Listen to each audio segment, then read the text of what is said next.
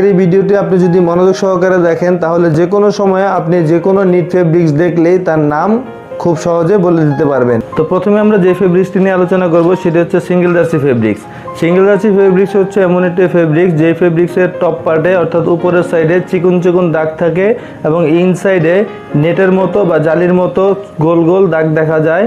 এই সমস্ত ফেব্রিক্সগুলোকে বলা হয়ে থাকে সিঙ্গেল জার্সি ফেব্রিক্স এবং এই সমস্ত সিঙ্গেল জার্সি ফেব্রিক্সের দুই পাশ ভিন্ন ভিন্ন রকম দেখা যায়। এরপর আমরা যে ফেব্রিক্সটি চিনব সেটি হচ্ছে ল্যাকড়া সিঙ্গেল জার্সি ফেব্রিক্স।